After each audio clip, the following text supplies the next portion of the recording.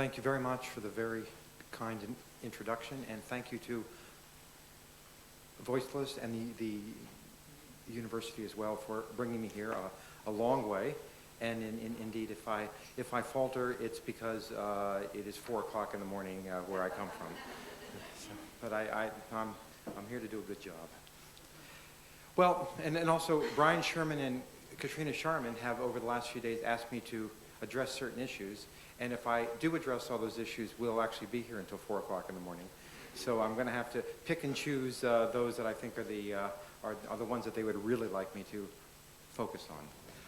One thing is I'd just like to speak a little bit about where I came from and where the field of animal law came from and where it is now and how it is moving, I hope, from the field of animal law to the field of animal rights law.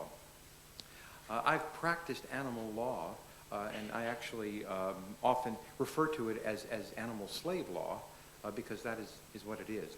Non-human animals don't have any rights, and I'll get to that in a moment. And because they don't have any rights, they are things in our Western legal systems, and they are seen to exist for the benefit of legal persons, which we here are all, and they are essentially invisible to the civil law. So a non-human animal is a thing, which means he or she lacks all legal rights and is seen as existing in the law for us, legal persons. So when you are in the category of a legal thing, you are essentially a slave. And slaves are things, and things are slaves, except for Katrina Sharman, who works slavishly, and that's not the same thing.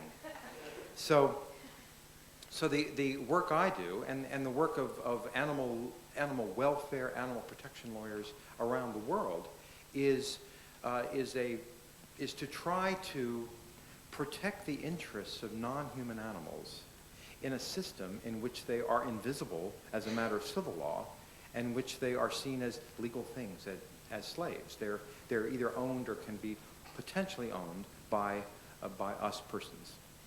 And so that means that you have to figure out how that can be done, and you have to understand that you are going to be attacking most problems that are affecting them in an indirect way. You also have to know a lot about, or at least a little about a lot of areas, because the use and abuse of non-human animals goes through every discipline of law. Landlord-tenant law, constitutional law, criminal law, property law, every kind of law in one way or another can have an animal protection problem in there somewhere. And so I might tend to do cases such as these. I have probably defended the interests of perhaps 150 dogs over the last 20 or 25 years who've been sentenced to death. And their human families come to me and they say, our dog has been sentenced to death for being vicious and having done something bad in human terms. And they ask me to do what I can to keep their dog from being killed. And I never know how to deal with those problems. Each of them seems so terrible. And somehow I've managed to save the lives of virtually all of those dogs. I don't know how it happens, but it seems to happen. And bring them back into the family and told them to go and sin no more. And they generally have not sinned anymore, which is what I promised the judge would happen. So that's one area. And I bring in animal behaviorists who will examine the offending dog and try to explain both to me and to the judge why the dog did something that seems to us so terrible, but from the dog's point of view, what was really going on. And I think our success in saving the lives of these dogs is due to the fact that we've been able to convince judges of what was going on from the dog's point of view, and that they're really, as I say, and there's a radio broadcaster in Boston who likes to make fun of me all the time in a very nice way, and he has me on my show because one of the closing arguments I made was, Judge, this isn't a a bad dog. It's a good dog having a bad day. So he often says, and now we're going to hear more stories about good dogs having bad days. So I do those sorts of cases. And each case has its own kind of odd and indirect ways of trying to represent the interests of non-human animals. I once tried to stop a deer hunt at a place that had not been hunted for almost 100 years. And it's very difficult to stop a deer hunt. Just like if I'm trying to stop the cruelties that might be inherent in certain forms of factory farming, it's very difficult to do because the cruelties inherent in factory farming are legal. And deer hunts are legal. So even though they may be abhorrent, they're still legal. And the law permits all sorts of things to be illegal yet cruel. So one time I was trying to stop this deer hunt, and I couldn't figure out how to do it at all. And the brilliant idea I came up with, it turns out actually did not stop the deer hunt because I lost the case. But it was an interesting case, and it shows kind of the gyrations that we have to engage in sometimes in order to try to protect the interests of non-human animals. I found that at the site of those hunts were bald eagles. Bald eagles were protected species under our Federal Endangered Species Act. And so after speaking to people, we made the following arguments. One, there's going to be a deer hunt. The hunters are going to shoot at the deer with lead bullets. Some of the deer are going to be hit but not found and are going to go under brush. Bald eagles are circling under the sky. They're going to see them because, as we brought bald eagle specialists in, they have terrific eyesight. They will see them. Human hunters won't. They will then go down and try to eat the deer flesh. The opening in the body will be where the bullet went in. They will inevitably ingest lead, which will cause them to be harmed. Therefore, hunting deer is a taking of the American bald eagle. And I brought in people to prove each step and a statistician to weave it all together, and we showed there was approximately 1 in 800,000 chance of a bald eagle being harmed. And if we'd actually been able to show that there was a 1 in 800,000 chance, we would have been able to win. But the problem is that there were indeed bald eagles dying of lead poisoning. We just couldn't prove that they'd gotten lead poisoning from that place. They may have gotten lead poisoning from 10 miles down the road or 3 states down, and they just happened to drop dead at the place where the hunt was happening. And the judge said, that might happen, you have not excluded it, and you lose. But that is the sort of case that I might try. I represented, I'm afraid we tormented the New England Aquarium for a few years because at the beginning of the Gulf War, it turned out that they were trying to transport dolphins that they use in their dolphin shows to the U.S. Navy to do various things about which we did not agree. And the U.S. Navy told us that we were wrong, but they wouldn't tell us what they were using the dolphins for. And we thought they were using them in ways that might endanger the dolphins. So we sued the U.S. Navy, and we sued the New England Aquarium. And the name of the dolphin was Rainbow. So the case was Rainbow versus the U.S. Navy et al. And represented by yours truly. I was the dolphin for Rainbow. And the lawyers for the New England Aquarium were apoplectic that I was representing their dolphin. And I just decided I would. And that's what they tell the judge. He just decides he's representing our dolphin. And I said, that's right. And indeed, we finally, we went in to try to seek a preliminary injunction. And as soon as we come in, the lawyer for the United States Navy walks over to me and he puts his arm around me and he says, are you in the reserves? And I said, I'm not. He said, well, you know, if you were, you would be in the Middle East tomorrow. I said, I understand. And so we ended up settling the case, and they did not transfer the dolphin to the U.S. Navy. And I ended up signing the settlement agreement as a lawyer for the plaintiff, Rainbow. So sometimes I win A lot of times I lose, and in fact, I frequently tell my students that when you get into the legal world and you start winning cases, you're really not trying hard enough. That you should be losing a substantial number of your cases, because the law is so stacked against the interests of non-human animals that if you're winning, you're not protecting them very well. So the problems inherent in trying to vindicate the interests of a thing in our legal systems can, and certainly did for me, after a number of years become overwhelmingly frustrating.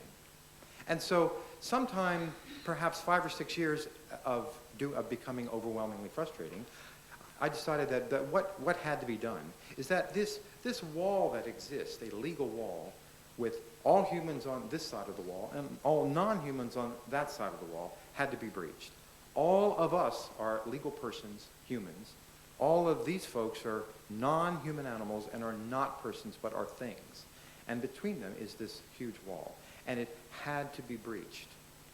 And I began thinking of how that can happen. And I've spent the last 10 or 15 or 20 years trying to come up with legal theories that would allow judges who are so inclined to accept these sorts of theories. And the thing about law, especially about the common law, is that there's really no right answer. And it oftentimes comes down to a matter of values.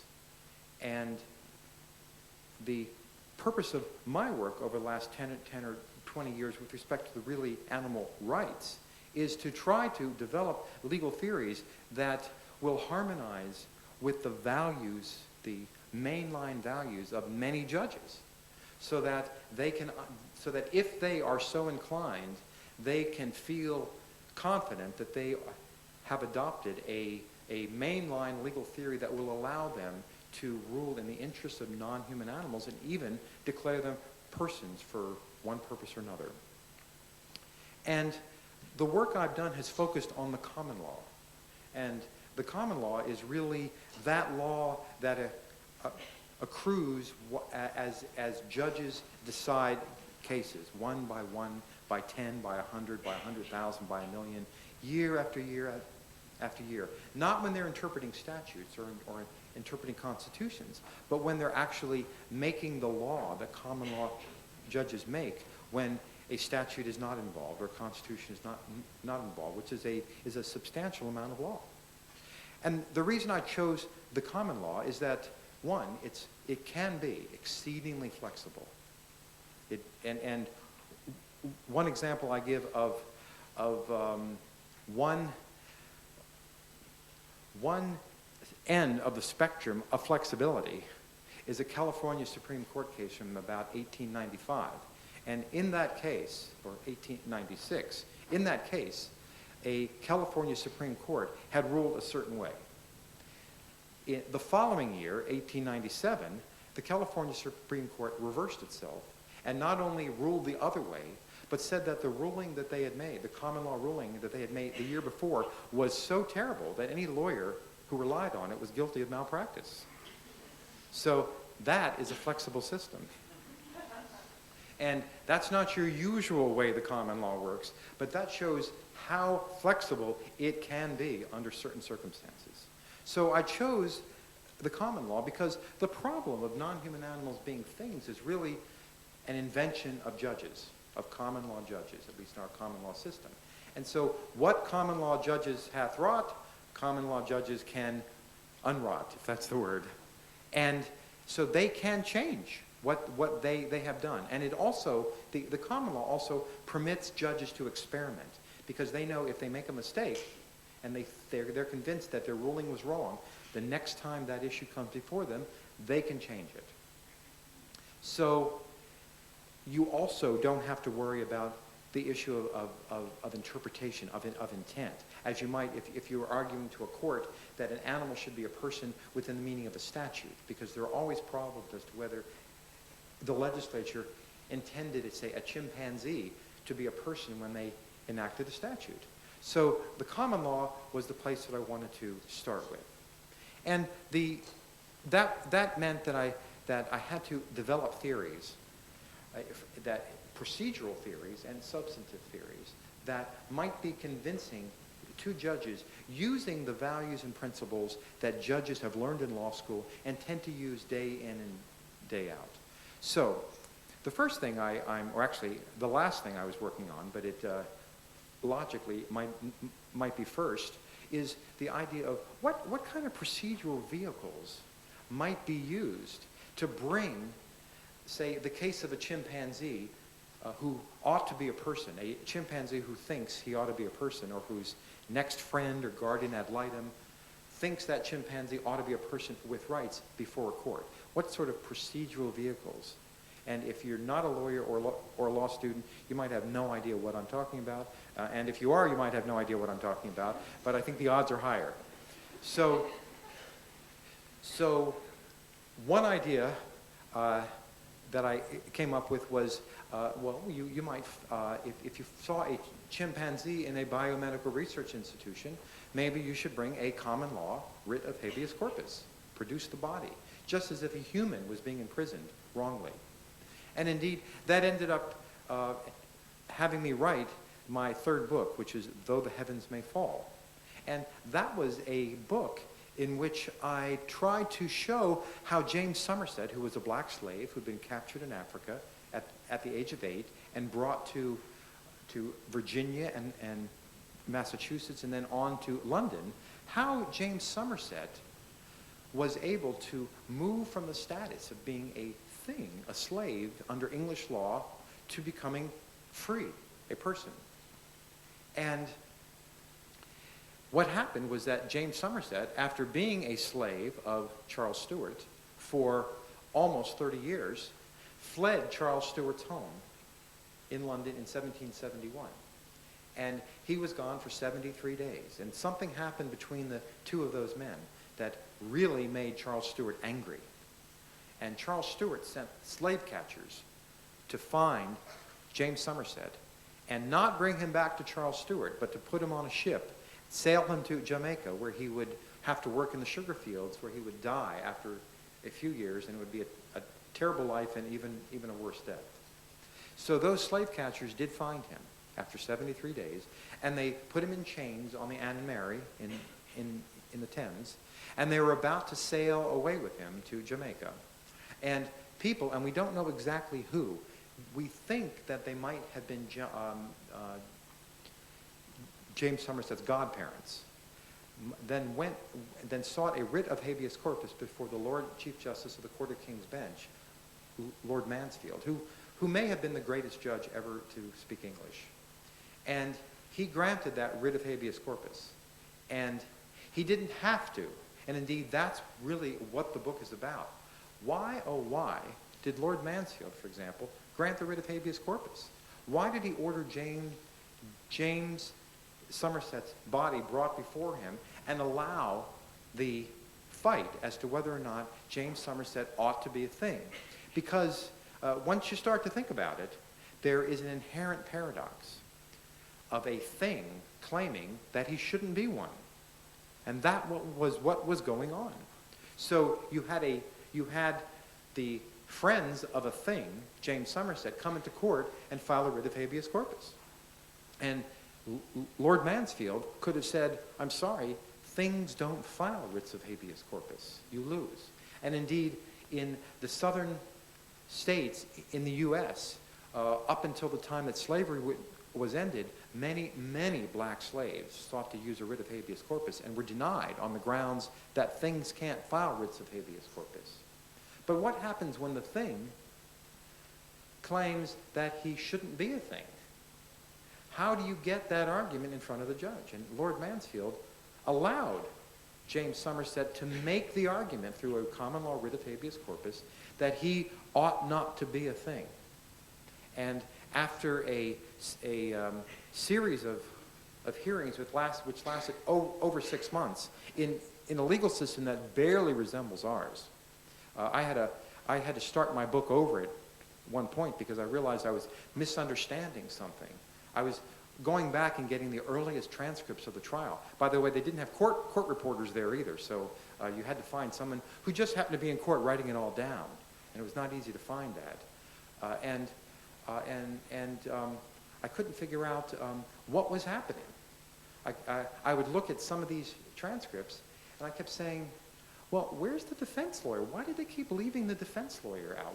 Why?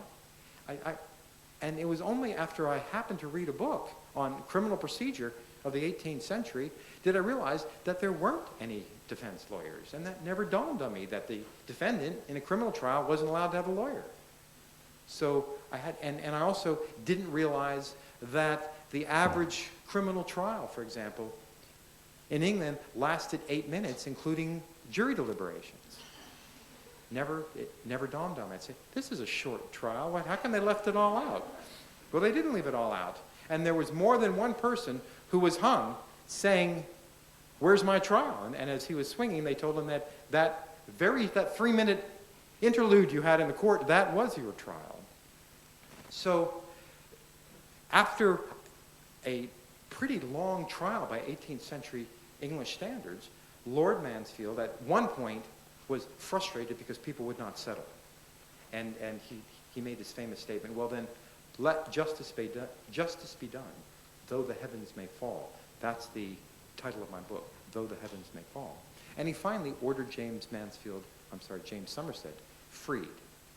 And the reason I wrote this book was to show that a thing, and here it was a black slave, could use our judicial process there, a writ of habeas corpus, a common law writ of habeas corpus, to tell a judge that while he was a thing, he shouldn't be one, and that a judge, a powerful, smart, intelligent judge, influential judge, could buy that argument and free him. And indeed, I've gone on to use that as a preface for a law review article that just came out about 8 weeks ago, in which I argue that a chimpanzee should be able to use a common law writ of habeas corpus for the exact same reason, on the exact same grounds. So that's the procedural issue. But once you're able to get a writ of habeas corpus, say, in front of a judge, the judge wants to know, okay, you can be free if you have the legal arguments that would support such.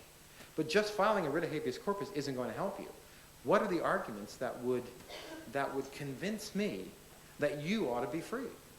And that was the focus of my first 2 books, Rattling the Cage and Drawing the Line. Trying to develop those substantive arguments that might convince a fair-minded judge whose value systems leaned in that direction to declare a chimpanzee or another non-human animal to be a person who would have at least 2 rights: the right to bodily integrity and bodily liberty. So you should not be able to have your body infringed upon, to have an unconsented to touching, I guess, a battery. You could not commit a battery upon a chimpanzee, say, and you couldn't lock them up in steel cages in biomedical research labs. And those arguments, I argue, are derived from the same way and in the same place that the arguments, or at least some arguments, for fundamental human rights are derived. And I spent months or years trying to figure out why exactly are we entitled to those sorts of rights. And I would stumble upon things like, right after World War II, the Uniform Declaration of Human Rights, Universal Declaration, I'm sorry, of Human Rights, was when it was being generated, the people who were doing that sent out questionnaires and letters to people all over the world saying, are there universal human rights? And if so, why? And in their final report, they essentially said that everybody agrees that there are universal human rights, but nobody agrees why.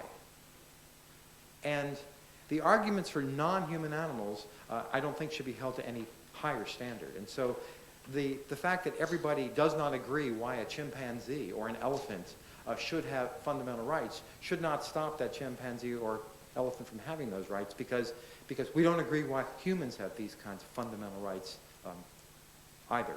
So I looked at hundreds and hundreds and hundreds of years of judicial decisions, especially common law ones, but all the way back to Roman times, trying to understand what is it that judges believe in, what causes them to give us fundamental rights.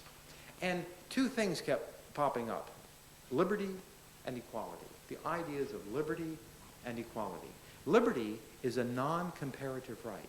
It's a kind of right that you're entitled to because of how you're put together, who you are.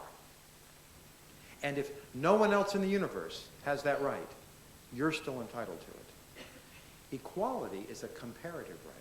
And you're entitled to a right as a matter of equality because someone else has that right, and you are like that other person in a relevant way. So you should be entitled to that right as well. And so I decided that the grounds for the rights, for these basic fundamental rights of a chimpanzee would be liberty and equality. And they're everywhere. Everywhere you look, you see those again and again and again. And what is it about liberty that is so compelling? Well, one thing is, and I would see it again and again, the idea that human beings had dignity. And really, after you go through several layers, I concluded that at the bottom of that is the idea of autonomy, that human beings are entitled to fundamental rights because we are autonomous. We are not slaves. We are not automatons. We are conscious, autonomous beings. And judges want to protect that autonomy. It's a very important thing. And I showed in Rattling the Cage many cases where judges had to deal with human beings who are not autonomous. Babies who are born without brains. Adults who are elderly and have end-stage Alzheimer's disease. People who have an IQ of 3. These folks generally are not autonomous and at all. And how do judges deal with them? Why do they get certain kinds of rights? And frequently, judges would resort to legal fictions. A legal fiction being roughly a lie that judges tell you that they demand that you believe. So they would then say, we are going to assume, or we are going to deem this non-autonomous being autonomous and give them certain sorts of rights. Even a child who doesn't have a brain is going to have a guardian ad litem who is going to act in the interest of that child and do what that child would want if that child was only autonomous. And at the bottom of that was the idea of what I call practical autonomy. The idea that a being should have these kinds of fundamental rights, the rights that are fundamental to them. And it seems to me we have, but bodily integrity and bodily liberty are fundamental to us. And they're probably fundamental to all animals that are reasonably close to us evolutionarily. Chimpanzees and me and a chimpanzee had a last shared a common ancestor perhaps 6 million years ago, which is pretty recently in evolutionary times. A honeybee last shared a common ancestor with me about 600 million years ago, which is a fair amount of time even in evolutionary terms.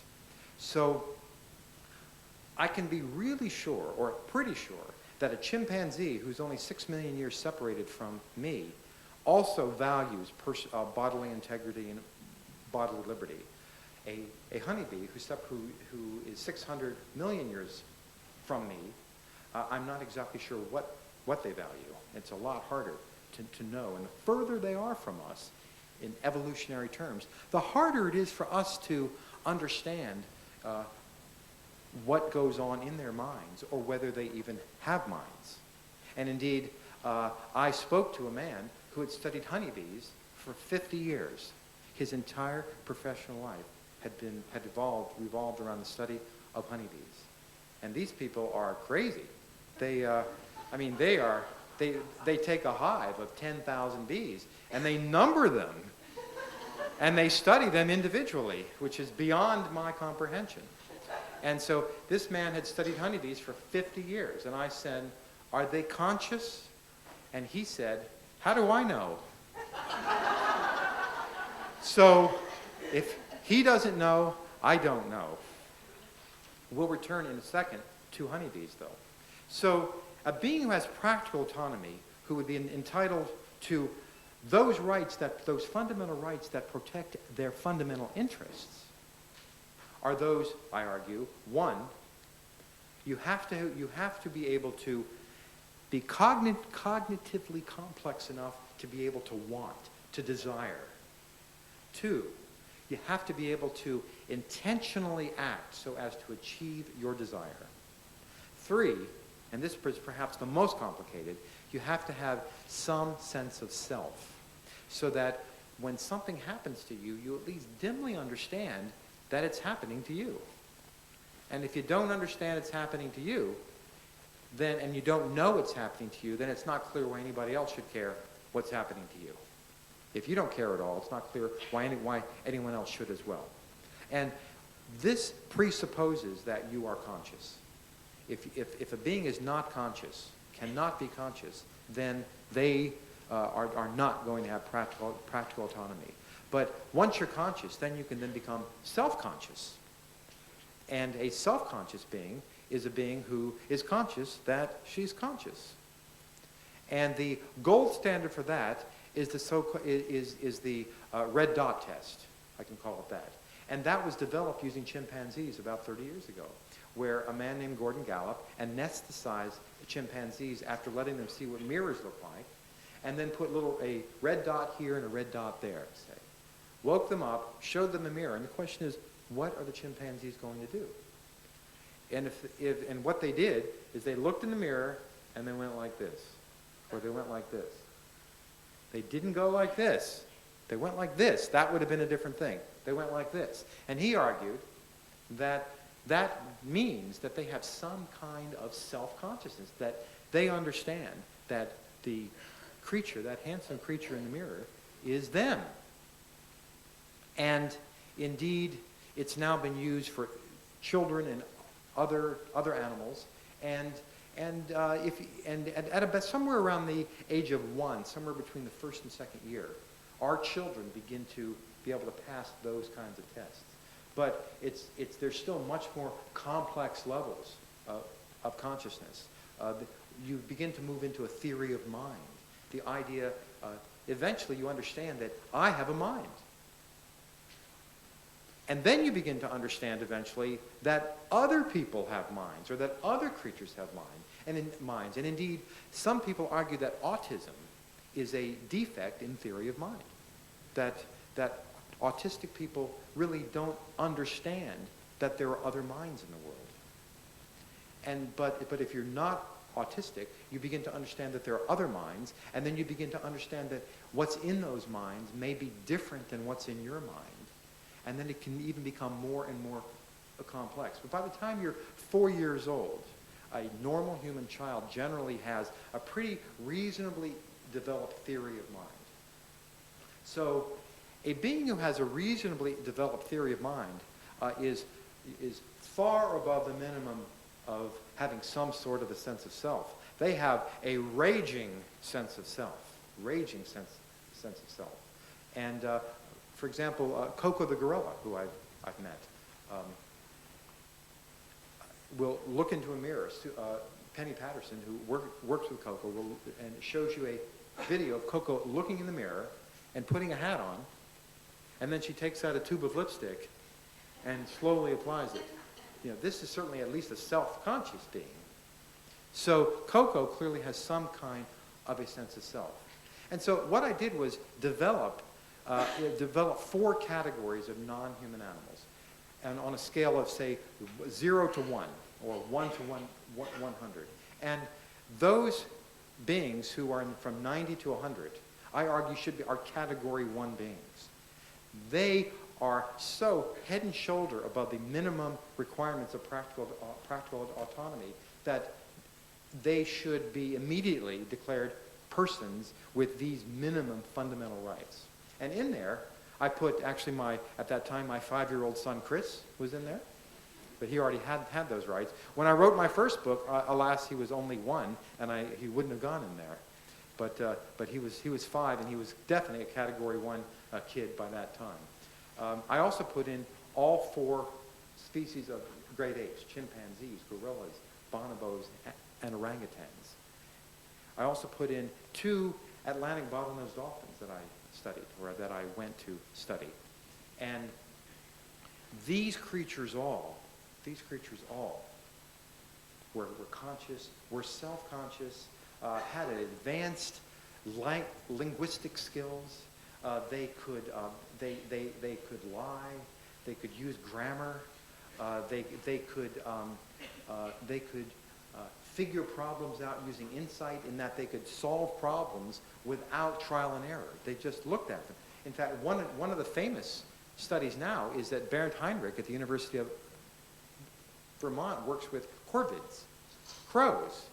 And what he did is that crows love chicken legs, and he took a chicken leg and he dangled it down from a branch on a piece of string and showed it to crows. And the question was, how are the crows going to eat that swinging chicken leg? And he reports that reliably what the crows do. Remember, on the first time, that they sit back, they look at it, and they solve the problem without trial and error. What they do is that they stand on the branch, they reach down with their beak, they pull the string up, they step on it, they pull the string up, they step on it, they pull the string up and step on it until they get the chicken leg, and then they eat it. These creatures can represent in their minds and can use insight to solve problems. Now, all of the creatures in Category 1 can do that sort of a thing. So we're talking about very, very, very complex creatures. And I would argue that indeed those creatures should be persons. Category 2, well, I'll put that right here for 1 second. Category 3 are those creatures that we don't know enough about to make any kind of a rational judgment. Not that that generally stops us from judging, but it ought to. And so Category 3 are most animals, probably. We just haven't studied their minds. We don't really know what they are. Remember, when Jane Goodall went to Gombe in about 1960, 63, there was virtually nothing known about the minds of non-human animals. And Jane's work is what really kicked off the entire field. And so it's really only the last 40, 45 years have we begun to learn about what's going on in the minds of non-human animals. And we don't know that much about that many creatures. And then Category 4 are those animals, and as we move down towards 0, we become less and less and less convinced that they meet the practical autonomy requirements. And in my second book, I actually chose honeybees as an example of those kinds of animals. To my horror and chagrin, it turned out that they weren't like that. I stumbled upon a literature massive involving honeybees, in which these creatures who have approximately 950,000 neurons, 1 millionth of the number of neurons that we have, understand symbols. And they have these honeybee languages, or languages. And they can do quite amazing things. And however, I don't argue that honeybees should have rights. But they're in my Category 2, moving from 0.51 up to 0.89. They're kind of at the bottom of Category 2. And maybe honeybees should have rights one day, I don't know. But the problem is no one has a clue whether honeybees are conscious or have senses of self. They might do all sorts of things, but we don't know whether they are doing them consciously. And you always have to understand that it's possible for animals to act in a certain way, even in exactly the same way that we do, but that does not mean that what's going on in their minds is the same thing, or even that they have minds. There may be other reasons they might be doing it. And the burden of proof is probably going to be on those of us who are going into court and trying to claim that non-human animals have certain cognitive abilities and ought to be persons. However, I also looked at dogs, and I found that we hardly know anything about the minds of dogs. I was as amazed about dogs as I was amazed about honeybees. I thought there wasn't anything about honeybees, and it took me weeks and weeks and weeks to find and read that stuff. I thought there'd be an enormous amount written about the minds of dogs, It turned out there were approximately 10 studies from the time Adam and Eve came into existence until 2004 when I was working on it. 10 studies about the minds of dogs. No one had ever done it. They're beginning to pick up a little bit now, but no one has ever really done it. And then I looked at African gray elephants, and I found out for a lot of times they didn't think that they had any kind of self-consciousness. And it may have turned out that what you really needed was the 25-foot mirror that people began to use. And when they had a 25-foot mirror, things began to look a bit different. But you can even see that, what about this red dot test? How do you show that an elephant is self-conscious? Or how do you show a honeybee is self-conscious using the red dot test? Or an African gray parrot. How are you going to show that he's self-conscious? Alex, the African gray parrot, is an extraordinary being. In one of my books, I show that I came to see him. I came to see a lab in which he'd been working for 25 years. And on the day that I came in, he was engrossed in the middle of one of his lessons on how to read. So if you read, it means you're a pretty complex being. He does a lot of other things too. And there are signs that he has a sense of self. For example, he refers to himself as I. And he talks about me. And he'll say, take me here. And if you don't do it, he'll bug you and bug you and bug you until you take him there. And then when he doesn't, when he's there, he said, take me to the gym. Want to go gym? His little gym is his little swing. And if they don't take him to his swing, he'll just bug him and bug them and bug them until he does that. Then he'll just swing happily. Or he'll refer to himself as I, or give me this. So I think that this is probably pretty good evidence that he has a sense of self, but he hasn't passed a red dot test. So I can't put him in that category. And one of the reasons he hasn't passed a red dot test is no one can figure out how to give it to him. It's unlikely that even if he's self-conscious, he looks into a mirror, that he's going to take his little wing and go like this. It just doesn't mesh with African gray parrot behavior. So people need to think about how they can deal with that sort of thing. It was similar to the problem that was solved by a young scientist named Brian Hare. Did chimpanzees have any kind of theory of mind? Could a chimpanzee put himself in the mind of another chimpanzee? And scientists were doing studies, but that seemed to say no.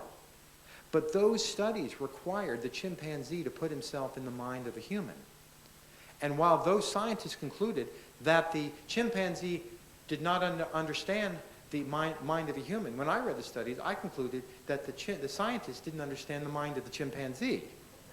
And it was very difficult to tease out one or the other. What Brian did, and one of the reasons he was able to do this was because he had actually gone to Africa and understood, had some understanding of what chimpanzees are like in the wild. So what he did, he went to Yerkes, and Yerkes had a chimpanzee cage here, a chimpanzee cage here, and a chimpanzee cage here with guillotine doors. So you'd have a chimp here, nothing here. And what he did is he set up pairs of chimpanzees to see whether he could get a dominant and submissive pair. So he might put two chimps right here and put a piece of food equidistant between them. And if this chimpanzee kept letting this chimpanzee eat the food, then he was submissive, he was dominant. If they beat the living daylights out of each other, he happened to have two dominants. He didn't want that. But he wanted to get dominant and submissive pairs. So he was able to do that. Then he'd take the submissive chimp, put him here. Take the dominant chimp, put him here. Raise the doors, put a piece of food equidistant. What's going to happen? The submissive chimpanzee is going to let the dominant chimpanzee take the food. That's what happens. Now, Brian then puts up barriers in this middle room. And so he has a barrier here and then he puts a piece of food behind the barrier. So this chimpanzee cannot see the food. This chimpanzee can see the food. but can this chimpanzee put himself in the mind of this chimpanzee and determine that he can't see the food? And he did. That's what they would do. The submissive chimpanzees would kind of stroll out, and they'd kind of like take the food. And this happened again and again and again. This is the first concrete evidence that chimpanzees had these kinds of elements of a theory of mind. So, I have 1 minute, so I will tell you all the rest of my theories in that time. So, the second part of my theory, I'll have to leave liberty here and move on to equality. Equality is the idea that likes are to be treated alike, and that unalikes are to be treated unalike. And it is a violation of justice to treat likes unalike and to treat unalikes alike. Okay, everyone followed that. Now, let me take an example here. What happens when you have that little baby who's born in a hospital tonight who doesn't have a brain, an anencephalic girl? She's here. Then you have one of these amazing chimpanzees, like Kanzi, who I talk about, who understands between 5,000 and 7,000 English words, and probably can produce 500 or 600 on a sophisticated computer board, and can do math, can add, has a theory of mind, basically is one heck of a smart chimpanzee. Operates on the level of, say, a human 4 or even 5-year-old child. But Kanzi has no rights whatsoever. And indeed, could theoretically be owned by the little girl who doesn't have a brain. So this child, who doesn't have a brain, but can still breathe and digest, has all kinds of rights, all kinds, an infinite number probably of rights. Kanzi doesn't have any at all, and indeed can be owned by that child. I argue that as a matter of equality, this is an injustice. And you have to have some kind of an equalizing of these two folks in order to have, if you believe in equality. And so a judge who's faced with that can take one of three paths. One is that she can say, well, equality really isn't that important, and gross inequalities are just fine. And I would argue that equality is such a fundamental value of Western law that you may not take that tack. Or you could say, fine, we believe in equality, and what we'll do is we'll now lower the brain dead or anencephalic child to the level of Kanzi. So neither of them have rights, and indeed 100 years ago that's probably exactly what would have happened. And as a matter of pure equality, I probably can't argue with that. But I don't think that's going to happen. I think it happened once and will never happen again. So in order to achieve some measure of equality, I argue that the judge has to acknowledge that Kanzi is entitled to at least some fundamental rights to be able to begin raising him up, at least to the level of a human child who doesn't have a brain. And that was some of all of the rest of my theories, but my time is finished, and I thank you very much.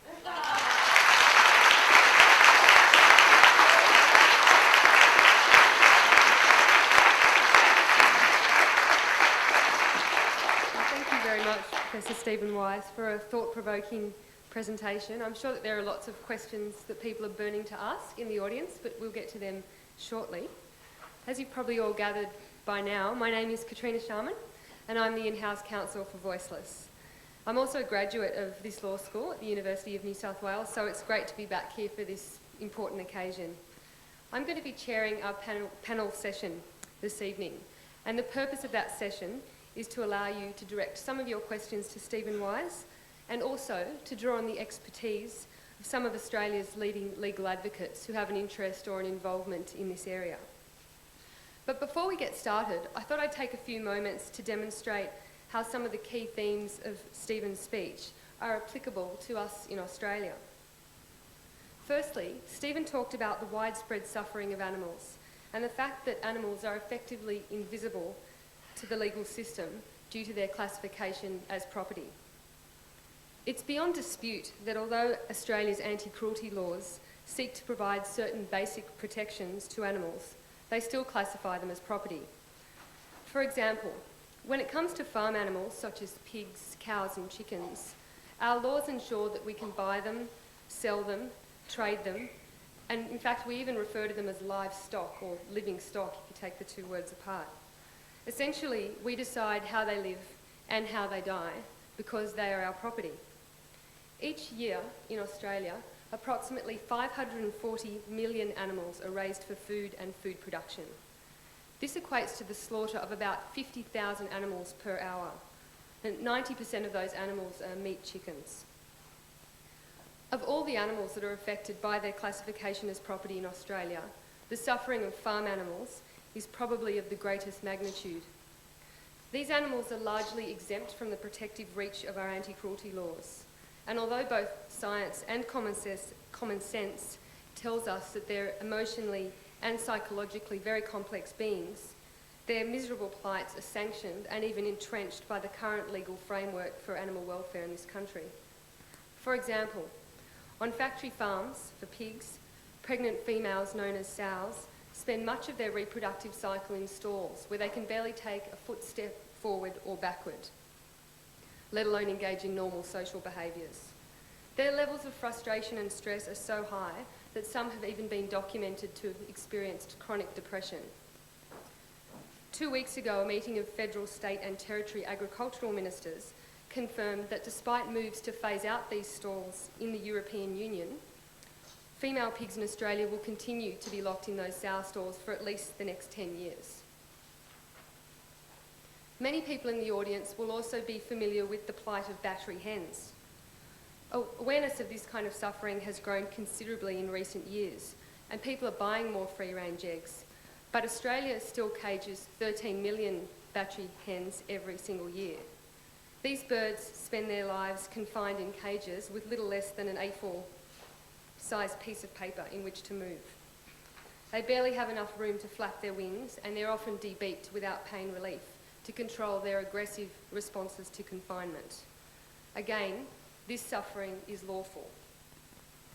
As a lawyer, when one is exposed to the plight of non-human animals, and specifically the kind of institutionalised suffering that I've just referred to, you have to ask yourself, how did this happen? Has the law completely lost its moral compass? Well, I'd like to think that it hasn't. I'd like to think that now some of the great questions of rights have been debated, human rights, environmental rights, women's rights and children's rights. We're now going to turn our attention to animals. Lawyers have a key role to play in lifting the veil which has made the suffering of many species invisible to the public eye, and largely, as Stephen has told us, invisible to the legal system. I'm hoping that we'll have time to explore that issue tonight by inviting you to direct your questions to our panel members. So before we get started, a quick reminder.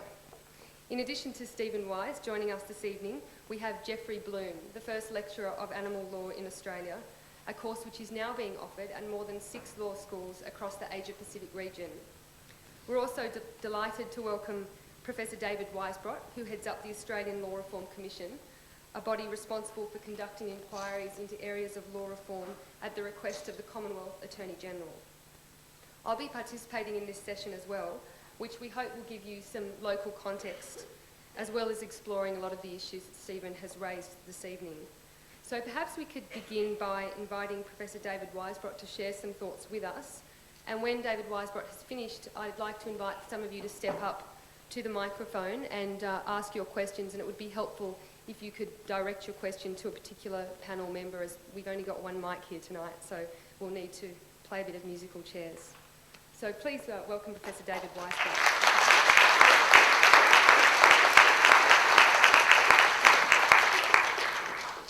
Thank you, Katrina, and thank you, Stephen. That was fabulous. I should start, I'm a lawyer, so I should start with a few disclaimers. One, I'm not here in my capacity as President of the Australian Law Reform Commission. I'm here in my personal capacity. I hope that sometime, not in a too distant future, that the Commission will be asked to work directly in this area. At the moment, it's a personal interest, and one that developed really through knowing Brian and Katrina socially and just getting hooked on the issues and steadily becoming more and more involved. I guess another disclaimer is I'm not yet quite a vegan, I can't give up Sichuan king prawn and a number of other things that will come down the track. But I've certainly altered my own personal habits and preferences fairly dramatically over recent years. Even lawyers are educable, and that's something that's important. I'm also not an expert in this area, and I really I felt a bit abashed about being on the podium, sharing it with someone who I admire so much as Stephen Wise. I've read his books. I've actually got them with me for you to autograph later. I'm saying out loud to remind myself, and also Katrina, who's quite extraordinary and knowledgeable about the scene in Australia. But I thought I could contribute something tonight, I hope, in terms of how would we take a law reform approach to these issues in Australia. Stephen is a litigator and a professor and spoke mainly about education and litigation in the US. There are, as a law reform agency, we of course get involved in the education side, but we also look at a number of other strategies to try to change law and practice in Australia for the better. And so I thought I would share with you, just starting to think about these issues, some of the ways that I would approach this. If the Attorney General said your next big project is to look at animal rights, animal welfare, how would you improve that situation in Australia? One thing to say is that law reform itself has changed significantly over the 30 years since the Commission was founded by Justice Michael Kirby. At that time, the world seemed a bit simpler, and if you had a big problem, you thought every big problem was a big legal problem, and every big legal problem was solved by a big act, and that in itself would, and then you might have a specialized tribunal to handle it, and that in itself was thought to achieve social change. We now know that you need a much greater array, a much more sophisticated and diverse array of strategies. And so these days, the Commission will make recommendations, of course, for new legislation or for amendment of old legislation, but we will also be sure that we look at issues like regulation, at voluntary codes, at educational strategies, at enforcement strategies, and a whole range of different approaches to make sure that the outcome is really nailed down. Not simply that you can point to a nice big fat piece of legislation, but that you can actually point to outcomes that are in alignment with the aims and philosophies of that legislation. So for example, a few years ago, the Law Reform Commission produced what I think is a world landmark report on genetic rights, on genetic privacy and discrimination. It's been picked up in many, many other countries around the world. The government here is just starting to work through many of the issues, and it has set up a specialized Human Genetic Advisory Committee for the NHMRC, of which I'm a member. That report had 144 recommendations for change, and I haven't done a detailed study of it today, but I think that probably only about 10% of those recommendations called for legal change. Most of them involved better education, support for genetic support groups, more genetic counseling, better training for doctors, and a whole range of other better practice by industry, such as insurance companies and employers and so on. So, like I said, a much more sophisticated array of changes, going from soft power on the one hand, educational strategies, all the way through to the big stick of criminal law or regulatory law. So looking at the animal situation, I thought I'd identified 4 areas that we could begin to work on where I think we could make significant change. These are not necessarily staged, except maybe for the 4th. And let me just tell you quickly what I thought. First, community education and consciousness raising efforts. Secondly, looking at issues around labeling laws and logos, trust marks. Third, improved animal welfare laws. And 4th, moving to a full-blown animal rights model of the sort that Stephen urged on us earlier. If you look at the first issue, consciousness raising, we've seen dramatically changed attitudes in our community in recent years towards a range of things. Smoking, the use of power, water use, in this particular area, the devotion to organic foods and to free-range eggs. And little of this has been driven by law. Mostly it's been driven, and in fact, in a number of these areas, there are economic disincentives. Organic food costs more, green power costs more, and so on. And yet, people are changing their habits significantly because there's been good community education and good consciousness raising around those issues. I've also said in this context that kids make the best compliance officers. Might be a bit like your parrot. Kids will, once children are educated in these areas, they will make sure that the home has green power, that there's no smoking in the home, that organic produce is purchased, and so on. So I think I particularly would pay tribute to Voiceless's effort in this regard at using its remarkable grants program, not only for experts, but also for education in the schools and then more recently in the universities. And so I think that's an absolutely important thing to do. The Law Reform Commission hopefully will join in this effort. We produce a journal that's aimed at a general audience called Reform. It comes out 2 times a year, and we're proposing that the first issue next year be devoted to animal rights. And so we hope that that will get the message out through the schools. So the issue that just came out is on water, so we picked that one right a couple of years ago, and we decided to do that. And our next issue will be on children, and it's 10 years since Australia acceded to the Convention on the Rights of the Child, and we'll be trying to provide a bit of a scorecard, hopefully not too depressing, on whether we're fulfilling our obligations under that convention. So consciousness raising, I think, is absolutely critical. And I think we are changing as a community again. I think, again, people will go out of their way to do things that they think are the right thing. And we've seen in the supermarket, it used to be hard to find organic produce. You had to go to a specialized little shop in Bondi Junction and queue endlessly. Now you go into any of the mainstream supermarkets and there are large sections with organic produce. And so, you know, that's being driven not by law, but by education and then ultimately by consumer, by citizen preference. Second, I've been urging on Brian and Katrina and the Voiceless people to pursue a strategy that backs up that consciousness raising by looking at issues around food labeling. And I don't think it's been well thought through yet. I know you're beginning to start looking at these issues. But there are a few different ways we can do that, and there are public strategies and private strategies. My instinct is always to prefer the public, and yet in this area I think the private has some significant advantages. But I'll talk about those. In the public area, there is an institution called ANSFA, the Australia New Zealand Food Standards Authority. It sets labeling standards on foods. You've all seen that tiny, tiny, tiny little print on most of the packaged goods. And it's there for basically for public safety. And those standards have the force of regulation, and so you can enforce compliance. Breach of those regulations can lead to fines and other kinds of penalties.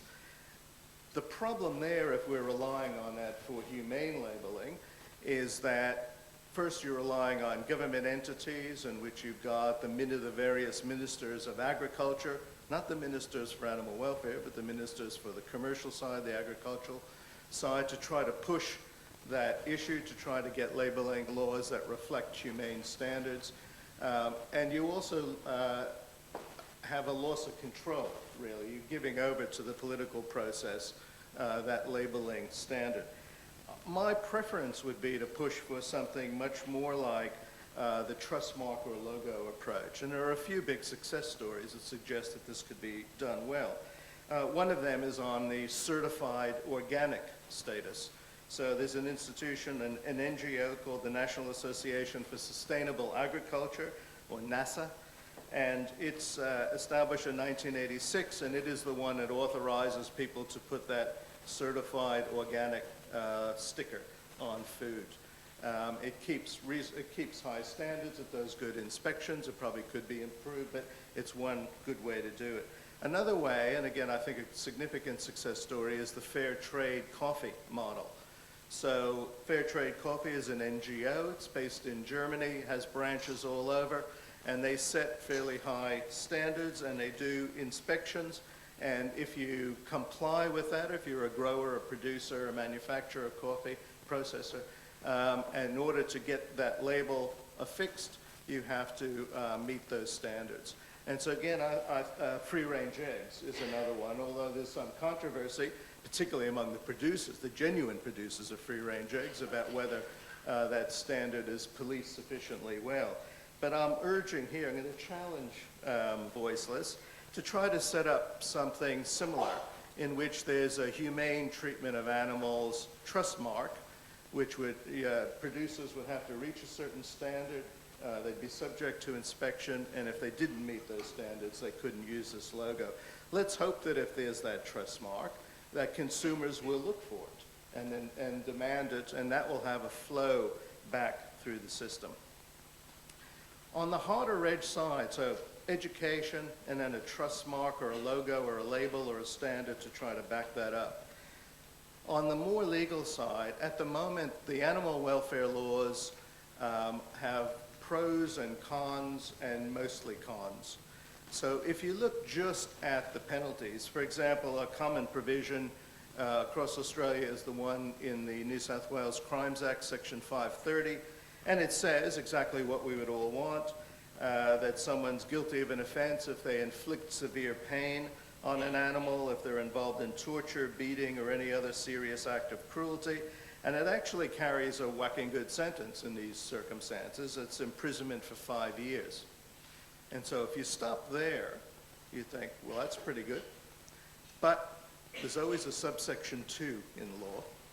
And subsection 2 says, well, you're not responsible for an offense. You're not liable if that behavior that we described above occurred for the purposes of routine agricultural or as animal husbandry activities, recognized religious practices, the extermination of pest animals, or veterinary practice. We'll leave vets to one side. In fact, I'll leave religion to one side for these purposes. But what are routine agricultural or animal husbandry activities? And using the code of practice that most of the courts in Australia would take into account, it is all the agricultural activities that were described above that we would probably abhor. In other words, factory farming and those sorts of practices are considered routine agricultural practices. So, as Stephen mentioned, although animal cruelty on its face is a criminal offence, a serious criminal offence in New South Wales, in practice, it's unenforceable in the agricultural context. And so if we're looking for law reform lobbying, that has got to be an area that we look at. We'll have to look at the adequacy of standards, at enforcement, and mostly in this area, the problem is the exemptions. Taking it further, which is where Stephen would want to go, the fourth strand would be going to a full-blown animal rights model, one that I personally would support. And at the moment, we have to think about how you get any kind of full-blown rights. And I'm minded that it's 2007, it's exactly 40 years, nearly to the day, in which we had a referendum in Australia that for the first time said Aboriginal people would be counted in the census. Aboriginal people would be counted as people for the purposes of the Australian Constitution and the Australian polity, only 40 years ago. And so now it just seems completely unconscionable, unimaginable that that situation obtained so recently. Similarly, in 1968 in the US, the US Civil Rights Act began to dismantle the Jim Crow laws in the US, state and territory, which entrenched racial discrimination. And as a kid, I still remember going to visit my grandfather, holidaying in Florida, and going to public toilets in which there were signs saying whites only. So it's still within my remembering, within my imagining. So on the one hand, it seems like a long, long process to go through, a lot of consciousness raising, a lot of lobbying to get to that stage, although I suspect looking back in 40 years, we'll wonder why it all seemed so hard and why it all just wasn't so obvious. The Animal Legal Defense Fund has been setting up a petition for Congress, in which you can go online and support the petition. And it urges an animal bill of rights. And when you first say that to friends and neighbors, particularly people who aren't already true believers, they are looking for all the reasons why you shouldn't do that. It's just, it's unimaginable, it's too difficult, it's too far out there. When you actually look at the particulars of it, let me just read you these, and the only thing I will read. The Animal Bill of Rights says the rights of animals should be free from exploitation, cruelty, neglect, and abuse. Lab animals should be not used for cruel and unnecessary experiments.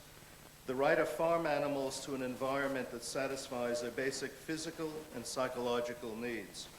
The right of companion animals to a healthy diet, protective shelter, and adequate medical care. The right of wildlife to a natural habitat, ecologically sufficient to a normal existence and self-sustaining species population. And finally, the right of animals to have their interests represented in court and safeguarded by the law of the land. Hardly seems radical to me. I'll end with that. Thank you very much.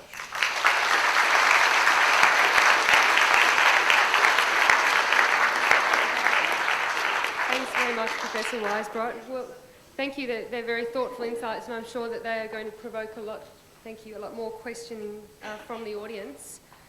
And you've posed some interesting challenges to Voiceless there, which I'm sure I'll slavishly take up along with everything else. In fact, that labelling report may be closer than you think, but that's all I can say tonight. Okay, well, we now have approximately 30 minutes. We are running behind time. I know it's late, but I'm sure that a lot of you there have questions you would like to ask the panel, so I'm going to devote 30 minutes to this next session. Questions only, please. We do love to hear your comments and opinions at Voiceless, but just due to time restraints tonight, I think we're going to restrict it to questions only.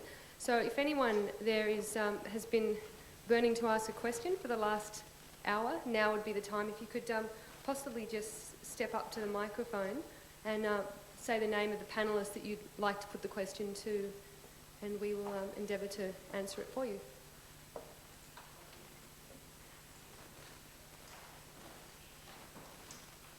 Perhaps if we could have no more than 2 people at the mic at a time, just to ensure it remains orderly. I'd like to ask Stephen Wise a question. This is coming from somebody with no legal background at all. You said that it would be best if we could get common law changed, but it is statute law that actually determines what is illegal to do to an animal and what the punishments are and that sort of thing. So how do you see common law affecting statute law, or are you proposing we do away with statute law, or what? Well, common law is a real kind of law, and it's now seen as subordinate to statutes. So if a common law court rules in a certain way, say a common law court ruled that a chimpanzee had the right to bodily integrity, usually a parliament could overturn that through a statute. But if they don't overturn it through a statute, then the common law would hold. Indeed, in the James Somerset case, after Lord Mansfield granted the writ of habeas corpus and James Somerset was freed, the people who owned the slaves, the West Indies interests, went to the British Parliament to have that decision reversed, but they failed, and so it stood. So common law is indeed a real kind of law and a powerful kind of law. It just is subordinate to statutory law if a parliament determines that it wishes to overturn it. Did that answer your question? It does not appear that answered your question. Basically, you're saying that once it's sort of changed in common law, then there'd be pressure on Parliament and that to bring statute to change the statute law. Well, if through the common law any non-human animal was designated as a person, it would certainly open up a fertile area for the legislature to begin to legislate. Let me put it that way. Okay, thank you.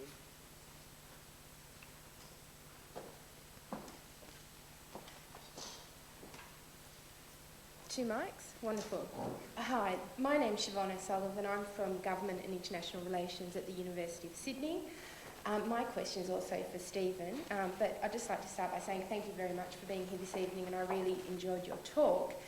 I'm just in the very final days of writing a PhD all about animals and the law, and the question I'm going to ask you is a question that I'm still trying to nut through myself, and I hope that you might be able to give me a response which will point me in a fruitful direction. And I've also asked this question to Tom Regan, and his response wasn't adequate in my view. When you talk about a theory of mind and you talk about your categorisation of animals, it sounds very much as though you're somebody who is a strong supporter, or a supporter at least in some sense, of animal research. So you're engaged in the animal research process, you read papers, you visit laboratories, etc. Yet it strikes me that the kind of advocacy that you're seeking to undertake legally is actually advocacy that you hope the end point of which will be to possibly free animals from having to be the subjects of animal research. How do you nut through that, what appears to me to be a theoretical problem, or at least an inconsistency? I'm not sure I see, what is the inconsistency? You seem to be somebody who is happy to use the fruits of animal research to develop an argument which I assume you hope you'll be able to use to free animals from the animal research process. Yes, I am. Yes. It reminds me a little bit of the debate, assuming that the Nazis were getting good data from the concentration camp experiments. Was it moral to use the data or not use the data?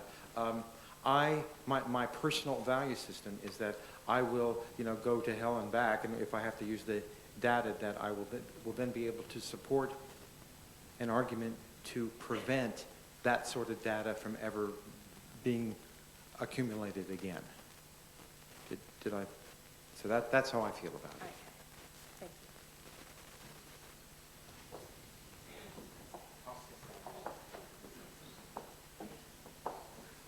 you.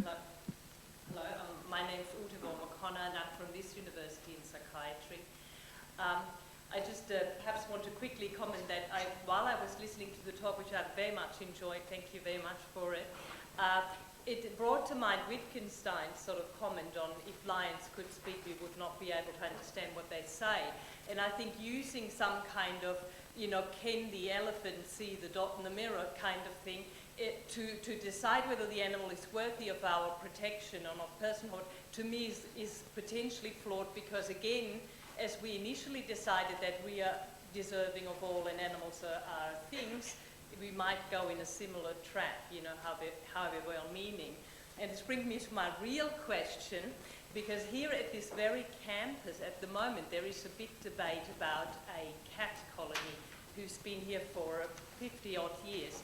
And at the moment there are some influential people at university who want to get rid of the cat colony, even though people have been caring for them and they are mostly desexed, etc. And I wonder, is it ever conceivable, really, that a homeless group of animals, if you like, who have been at a certain spot for a long time would have any right to be there? Steve, I think this is one for you. I think I'm going to leave Steve at the microphone, and if anyone else has any other questions, perhaps you can direct them when you say them. Otherwise, I'm going to assume at this stage it's all for you. Well, I have a lot of questions to ask him, but I'll do that later. Well, actually, be interested. I really can't talk about the cat colony. I think it's too local for me. I don't know what the laws are, but I can talk about the other question you asked, which I think is a difficult question about Wittgenstein's "if a lion could talk, we wouldn't understand him." And I think what you're really saying, and this is important, is that all of my work seems to be an application of human standards to decide whether non-human animals should have rights. And the answer is that is an astute and correct observation. And what my arguments are deeply speciesist arguments. And the reason I make them is our legal system is a deeply speciesist legal system. And I'm trying to make arguments that judges who are educated and who work in the system as it exists can understand and accept and can begin the process of making that system less speciesist.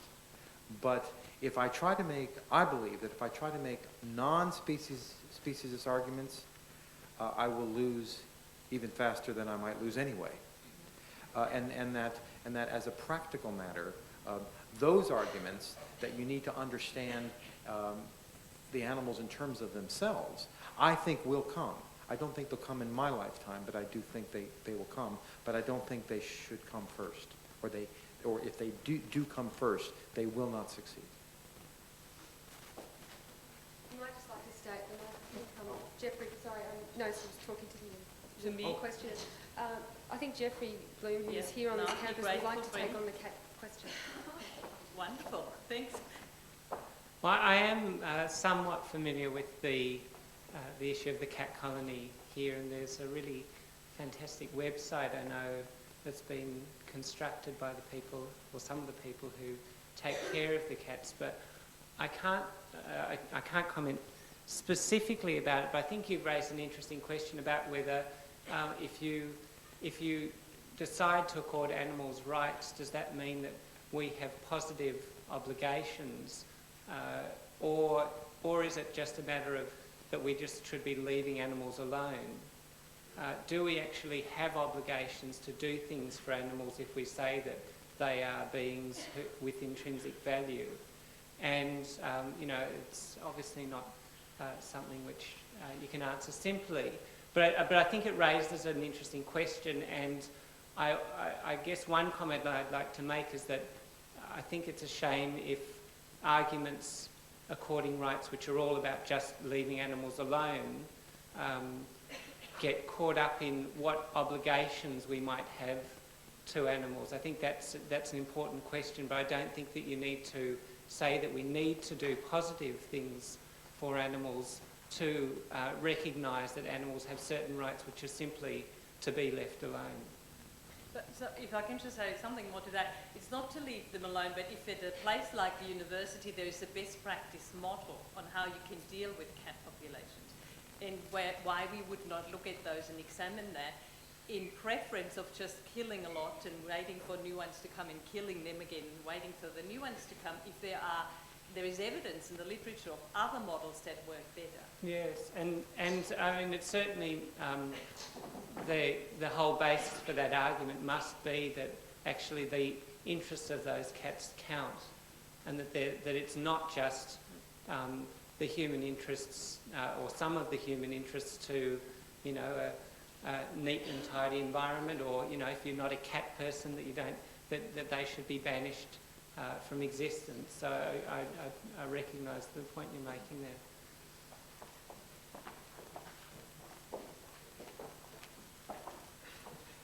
Thank you. My name is Irene Nevis. I'm from this university, and I'd like to direct this question to Professor Wise. As more and more nations around the world, well, a few nations around the world, have given the go-ahead to stem cell research, therapeutic cloning, most recently in Australia in December last year, it's likely that in the immediate future at least, that there probably won't be enough female donors to donate a sufficient number of eggs in order for the scientists to do their research. Fairly recently, some scientists in the United Kingdom have requested their licensing authority to be able to use the eggs of cows and rabbits and inject them with the DNA of humans in order to enable them to do research.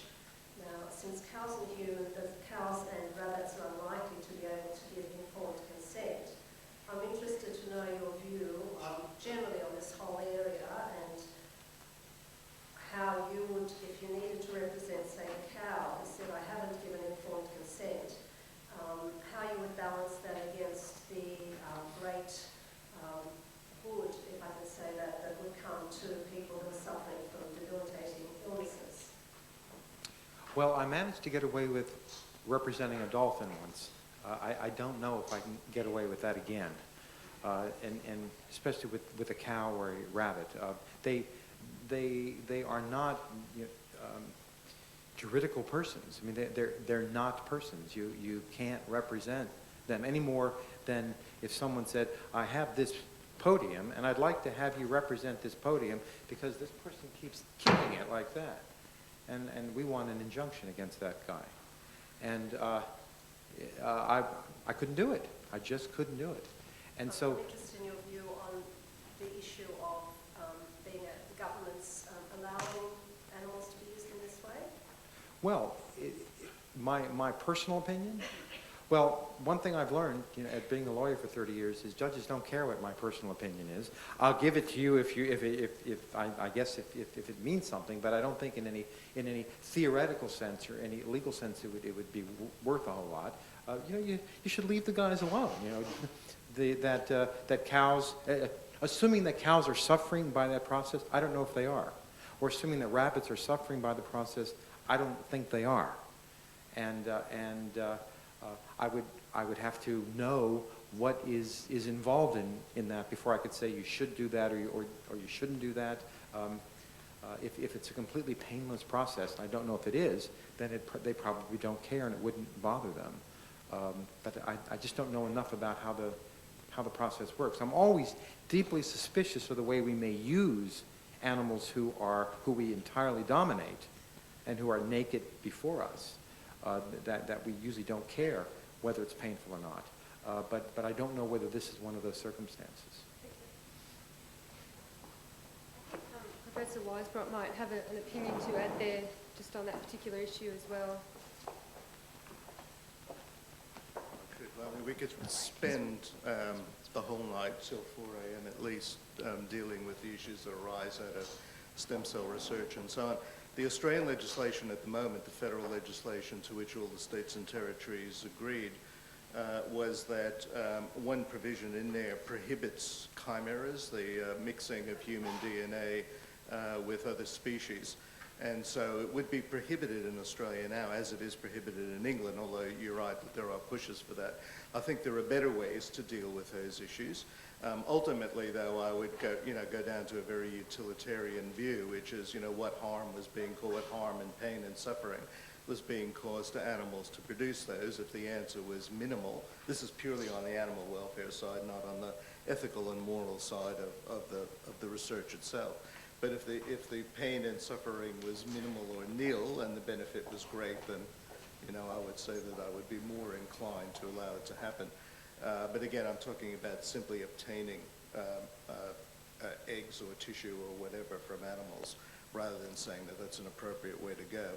I think there are other, the accumulation of stem cell lines is a whole different issue, and there's well-formed views that there is no shortage if we allow that area to be regulated properly, so that there can be sufficient stem cell lines for research without having to go to those extraordinary circumstances.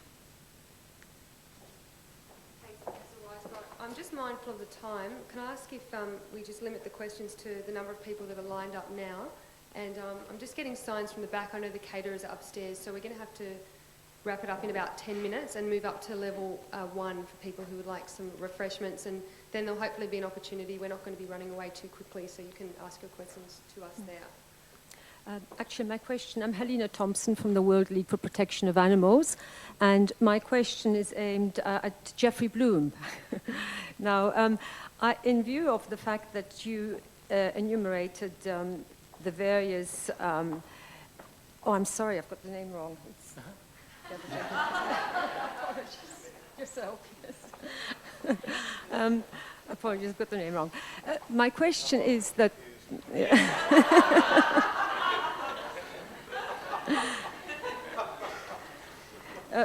the steps towards law reform, to my mind, could be also addressed towards the responsibility that farming communities and agribusiness has, and that really then comes down to every individual, that the responsibility that we have to ensure that we reduce our footprint, ecological footprint.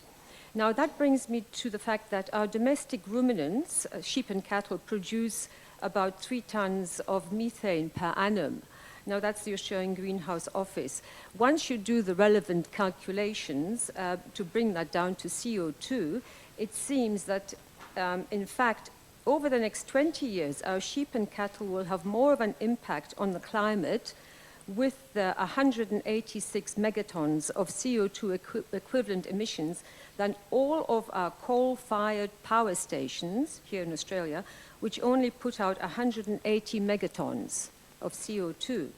Now, that is actually quite an amazing calculation if you calculate it over 20 years as opposed to over a 100-year period, which it suits this system to calculate it on. So in other words, if we look at the impact of our diet, so I'm talking about the responsibility that agribusiness has originally, and that then brings us to law reform and where the responsibility lies to reduce methane CO2, it then really gets us to the nitty-gritty. Sorry to interrupt, I'm just mindful of the time. Can we get to the question and perhaps with the other people? Just keep it Sure. So in other words, I just want to be fair and make sure everyone's addressed. the climate question and animal rights is very, very much linked. And how are we addressing that and how are we looking at it? Well, it's an important point. We were talking earlier. There's a UN FAO, Food and Agriculture Organization, relatively recent report that's identified agricultural uses as producing 22% of global warming and all world transport 17%, I think it was.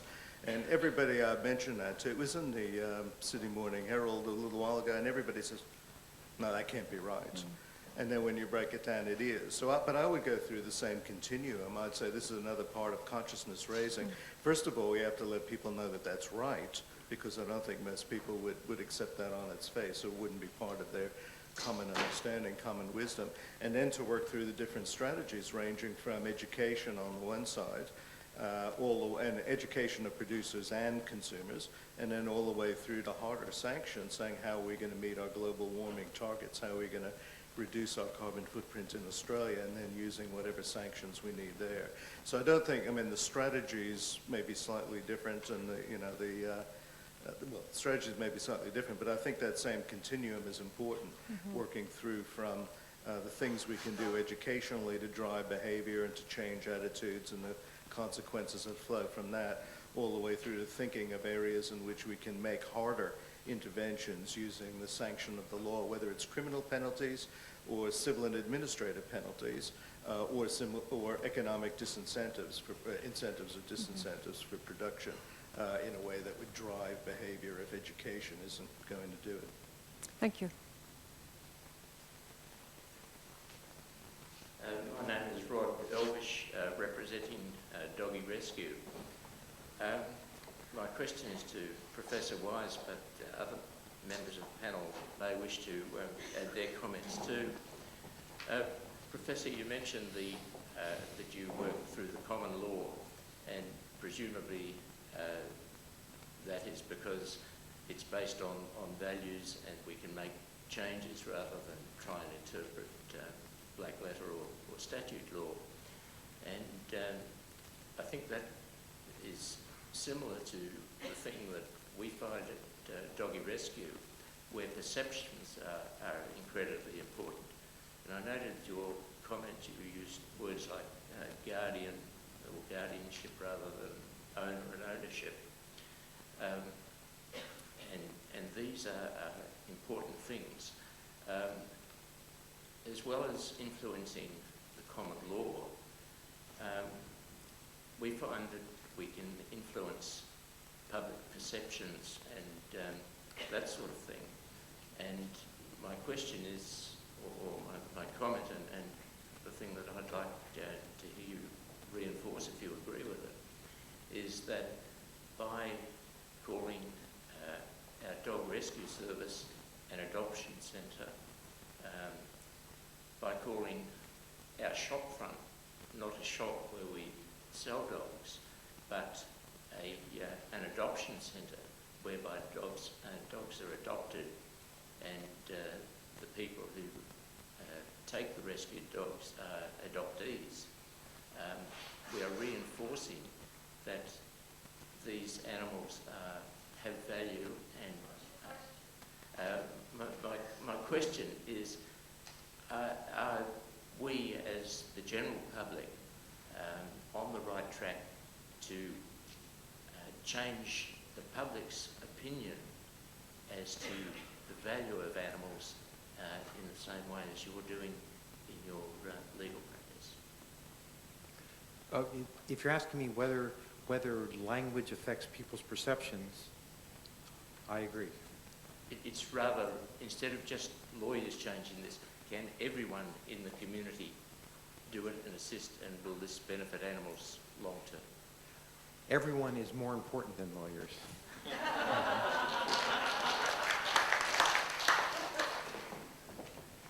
Thanks. Just watching the time again, if we can just keep the question right to the point.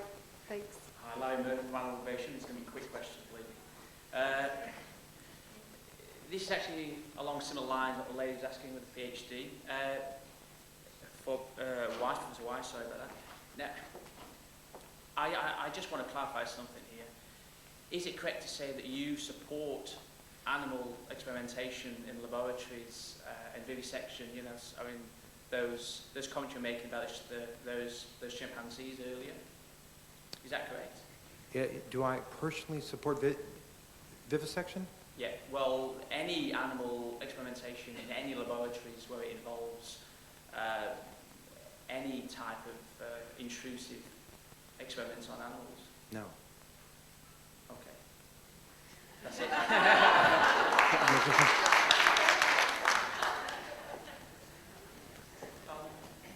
My question was actually for Mr. Weisbrot. I believe when you were speaking about the agricultural laws and about the fact that you can't really apply animal cruelty standards to livestock, my question is exactly how did it come about that these sort of practices have been accepted as the norm, and whether it's perhaps time to think about that as opposed to actually changing the law, changing that section of the issue. Katrina's actually more knowledgeable about the detail of that. I mean, the way it's happened, is that you've got a kind of the same standard in the law, but then it's been applied, it seems, in a perverse way. And so the courts are taking judicial notice of standards that really, I don't think, any longer meets community expectations. But Katrina knows a lot more about Yeah, I just wonder if I'm happy to comment on the Australian context, but I wonder if, since we've got Professor Wise here tonight, if you wouldn't want to comment on how that plays out in America, and then briefly we just do a contrast situation, because there's a real synergy there. Oh, certainly. In the U.S. about 20 years ago, there were virtually no such statutes, and there were general anti-cruelty statutes, and the factory farming industry understood that what they were doing was cruel and could easily constitute violations of anti-cruelty statutes. And so what they did is in the states in which they were powerful, the livestock producing states, they used their political power to induce the legislatures to amend the anti-cruelty statutes to either exempt normal factory farming practices or to exempt the species themselves from the reach of the anti-cruelty statute. So in the United States now, most of the states in which there are large numbers of livestock being produced through factory farming ways have these kinds of exemptions.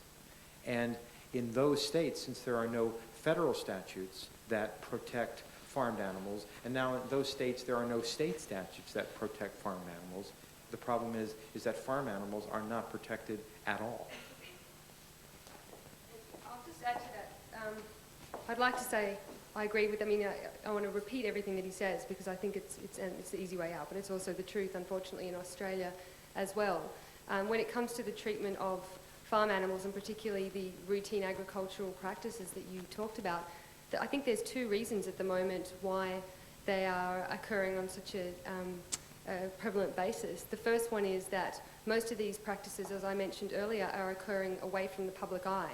So they are routine, but the public largely doesn't know about them. So mutilations of tail docking of piglets, for example, teeth grinding, castrations without anaesthetic. These are not things, these are all routine and in fact are in the codes of practice that underpin our state and territory statutes, and they're essentially accepted as routine. The reason that they're there is probably very much for the same reasons that Professor Wise talked about. It's the agricultural industry, together with government, has reached an agreement that these are traditional practices, and animal protection groups and the community now becoming more aware of the nature of these practices have to lift the veil and try and change the legislation and the codes that, that make them routine. I think this is the final question for the night. Hi, I'm Professor Anne Peel. I'm a trustee for Medical Advances Without Animals in Australia. And this is a question again for Professor Wise, or anyone who wants to touch it. Is there any legal stance been taken on genetic modification of mice, knockout mice? Because in research labs, that's the thing that's really boosted numbers of animals that are tortured, and whilst there's sort of codes of practice for their care in the cages and so on, there's no control whatsoever about the actual genetic modifications that can be done to their integrity. I don't know about Australian law. In the United States, under our Animal Welfare Act, having a genetic modification, I don't think would be treated any differently than any other biomedical procedure. And so I don't think there's anything specific that has been done to address that issue. Mice, as you may or may not know, are not protected at all in the United States. Rats, mice, birds are virtually completely unprotected, certainly at the federal level. And so I would doubt that there's been any specific laws concerning knockout procedures in mice. Well, it has just hit 8 o'clock, which means that we have gone over time. But I'd like to thank you all very much for your patience this evening. It's been a long but hopefully very inspiring and thought-provoking evening for those of you that are here. We will be heading upstairs now for some light refreshments. Level 1, I understand, is the place to go. For those of you, again, who aren't familiar with Voiceless, now is my time to give it the shameless plug, www.voiceless.org.au. You can pick up the information out the front and watch the media as well, because there's been some great coverage of Professor Stephen Wise's visit. And I'd just like to take this opportunity again to thank Professor Stephen Wise for coming all the way from the US to speak to us tonight, for slavishly responding to all of our calls, media calls, lecture calls. It's been an overwhelming week, and it's only just beginning. Sorry, Steve. And thank you very much to our panellists who've come. Jeffrey's come all the way down the coast to be with us tonight, and Professor David Weisbrot, who's given up his time as well. So thank you all very much as well.